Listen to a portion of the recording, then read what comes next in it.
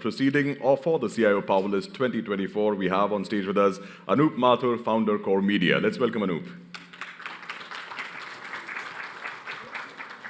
So very good morning to all of you. How's the morning?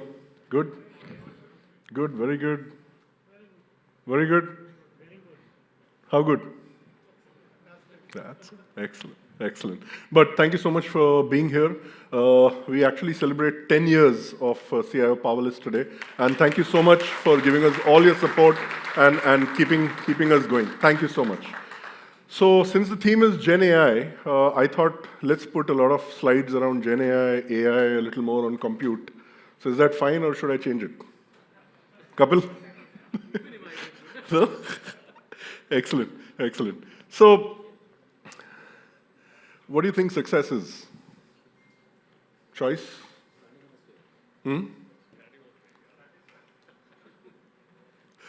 So actually, success is a decision that leaders like you take for your enterprise, where you say that the enterprise has to succeed, and my success is going to fold into the success of the organization.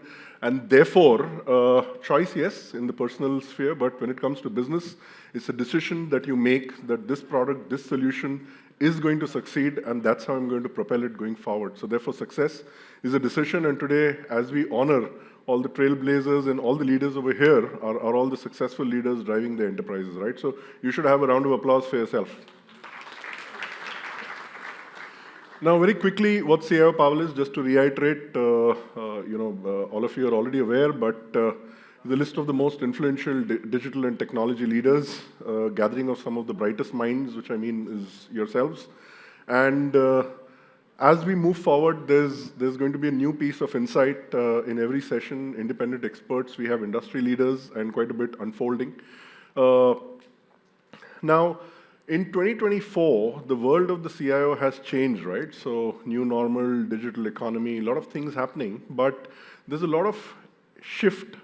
So there are new challenges, new opportunities due to shifts in the global economy, right? The global economy is moving, there's geopolitical, sociopolitical, a lot of things that come into play.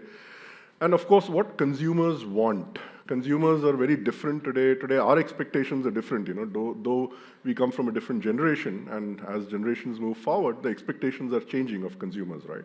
So let's focus on some of the key areas for 2024 and beyond. And I thought I'll just put some slides which basically focus on what's happening from a business landscape, a bit of technology. So it gives a little flavor, because as we unfold the day, there's a lot of discussion on compute, Gen AI, networking, infrastructure, which pretty much is going to be very interesting. So I said, let me do a little bit of the non-interesting stuff, right? So what's the first thing that we are looking at, right? So there's going to be a shifting financial environment, which means that CIOs and digital leaders, that's yourselves, will have a very different budget and funding environment compared to previous years. So it's no longer going to be that here is a budget and this is what I want to do, but it's a new era of value investing, which means that it's not just limited to business outcomes anymore, but it's straight going to link to revenue, right? Now, I've already reiterated this a few times in the past that the P&L gets linked in, but now a lot of products and solutions are going to be there, right? So help create viable, sustainable business models with less reliance on external or business funding, which means there's going to be a lot of push from the business where they will be expecting that technology is able to self-sustain, and it starts becoming more like a profit center than just a cost center. Now, it may be direct, indirect, but in some form or the way, that's something that's expected to come. And of course, in the second half of the year, which kicks in now, the market will start opening up again, and India will take center stage in the global economy. Already happening, but will grow a little more. Prioritizing sustainable growth over rapid expansion. So long-term strategies over rapid, unchecked expansion, because now it's a lot about, while you fail fast, learn fast, move fast, but it's also now about being able to check, tap, and how you progress forward. Emphasis on profitability and efficient resource utilization. Again, the point that I made earlier. A lot of emphasis is also on being able to grow the business in a balanced and responsible manner. But again, it's long-term viability. So anything that you're recommending, you're looking at, it has to have a long-term horizon. It can't be just a blip, right? And that's why I said that the technology leaders, the focus is changing significantly. The expectation is changing significantly from organizations and enterprises. Global reach from India. Again, Indian enterprises who have a global footprint, there will be an expectation that you start developing and looking at products and solutions that not just cater to local markets, but also global markets and international audiences. Which means you should be able to suit it to diverse cultures and comply with various international regulations. Of course, again, this goes into leveraging India Inc.'s strength in technology and innovation to make a global impact. Again, a shift to experience-driven products and solutions, and I think there are going to be some conversations which is going to be around, user experience and how things move, but that's pretty much how things are moving, right? So the new global consumer doesn't buy a product or a solution, but is looking for an end-to-end experience. I think that's fair, even from everybody sitting over here as consumers.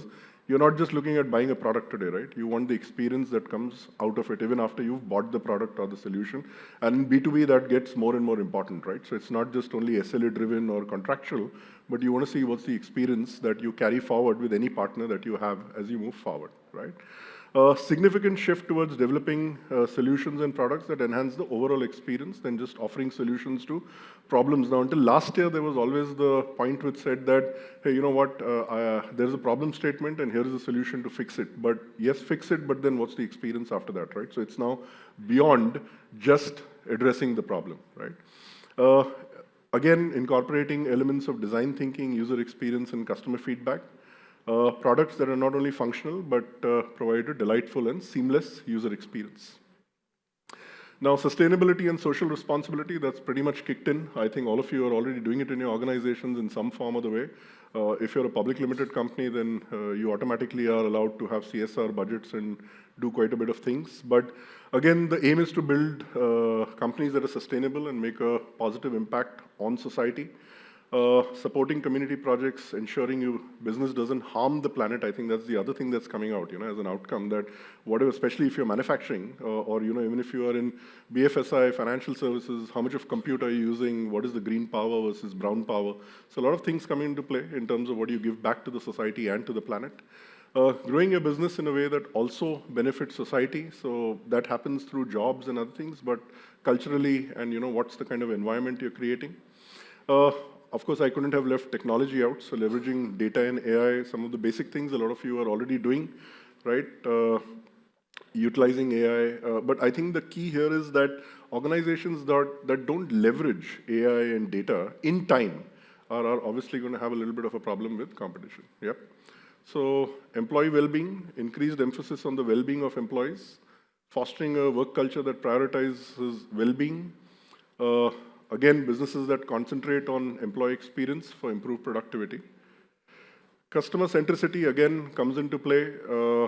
Customer-centric approach will be a key differentiator. So today, while we speak a lot about customer centricity, but now the customer base is changing, the consumer behavior has changed, the demand, the consumption has changed. So your customer centricity models have to change in terms of how you are building your products or how you're looking at things around that. Vital for companies to ensure that every aspect of their operations aligns with and exceeds customer expectations. Now, I've said this in the past, the problem with exceeding customer expectations or creating the delight is that then that becomes the expectation, the next expectation. So every time you exceed, you change the benchmark, then the next time that's the benchmark, right? Building strong relationships with customers, actively seeking feedback. I know a lot of you already do that, but these are again things that will come on the focus area. Cybersecurity and data privacy, I think that's a no-brainer. Everybody is now looking at it. It's a board-level conversation today, right? So digital transformation will continue, and risk associated will be there, data breaches. But again, it's leaders like you who need to think about it, ring fence, but business still has to continue.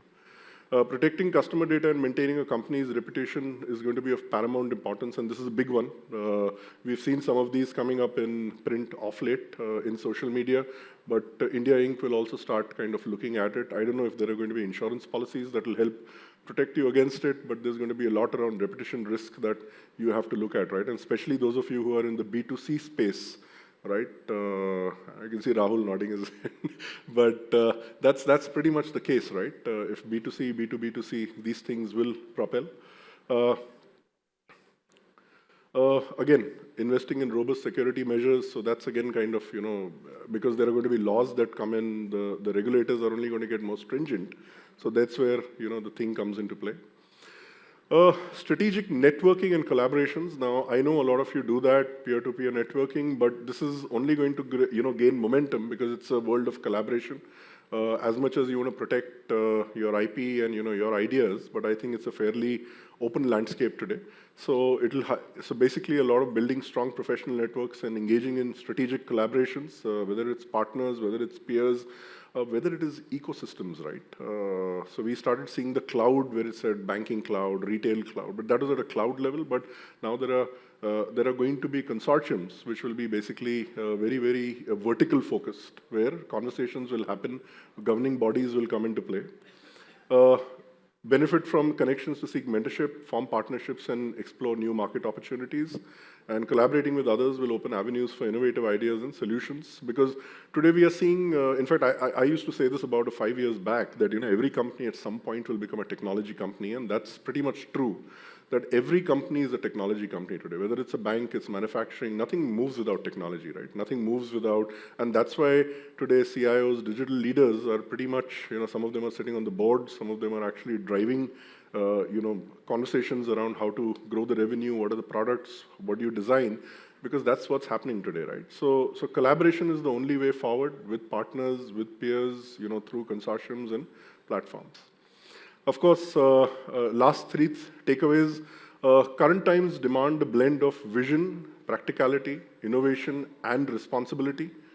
For building a long-term business, CIOs and digital leaders will have to navigate different stages of the market cycle because the market is dynamic, it's changing, and every time you think of a product, there's a new entrant in the market, whether it is services, whether it is manufacturing, whether it is banking, whether it is insurance, but there is something innovative happening, so you will have to keep navigating, and technology is expected to, kind of help clear and move the chasm forward.